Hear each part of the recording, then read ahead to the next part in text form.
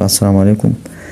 आज एक मरतबा फिर हम इलेक्शन एक्ट 2017 को पढ़ने का आगाज़ करेंगे, क्योंकि टेस्ट जो है वो नज़दीक आ रहे हैं और दोस्तों के इसरार पर ये एक्ट में दोबारा शुरू कर रहा हूँ। तो आप सबसे गुजारिश है कि वीडियो को पूरा देखें। अगर वीडियो पसंद आए तो लाइक करें, दोस्तों के साथ शेयर करें और चैनल को ज़रूर सब्सक्राइब करें ताकि आइंदा ऐसी आने वाली वीडियोस आपको बर वक्त मिल सके। बहुत शुक्रिया। तो चलते हैं पहले MCQs की तरफ। पहला MCQs है, the election commission of Pakistan regulates it's procedure under. तो ये रेगुलेट करती है यानी चलाती है अपने प्रोसीजर को, option number C, its own authority. Under its own authority is the right answer.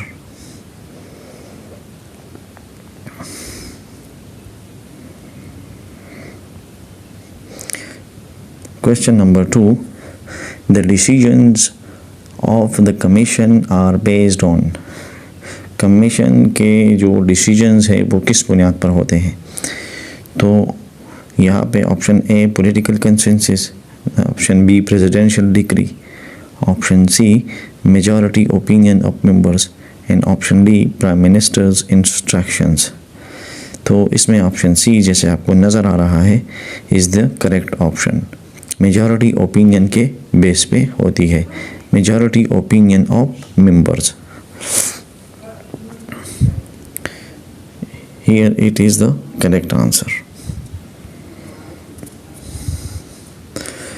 If a commission member is absent, the commission can, option A, not make decisions, option B, proceed with available members, option C, dissolve, and option D, inform parliament.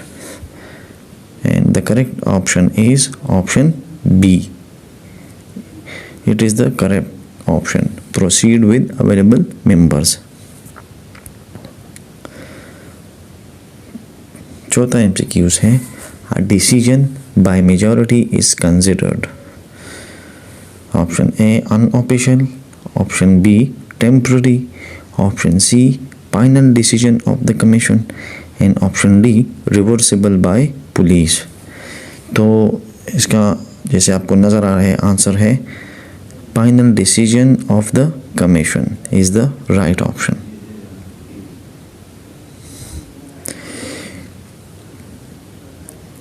In case of 2 and 2 tie among 4 members, the matter is, tie होने के वजह से मामले का क्या होगा? जब एक फैसला हो और उसमें दो से वोट्स जो है वो टाई हो तो फिर क्या होगा?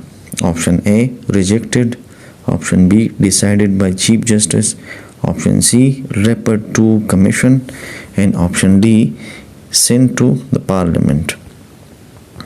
तो इसमें राइट ऑप्शन है option C, referred to full commission. Question number 6, when 3 members differ in opinion, the matter number, option A goes to the High Court, option B is declared null, option C is referred to the full commission, and option D is decided by the president. So option C is the correct option, is referred to the full commission.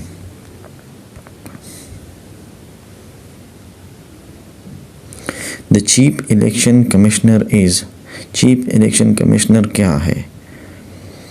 Head of Nadra, number B a ceremonial figure, number C also member of the commission, and D judge of the Supreme Court. So the right answer is also member of the commission.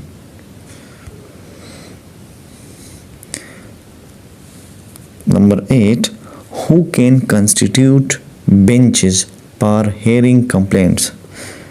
Complaints को सुनने के लिए कौन benches बनाता है? Option A prime minister, option B supreme court, option see the commissioner and option D speaker of the assembly. The correct answer is option see the commissioner. ये benches बनाता है शिकायत को सुनने के लिए।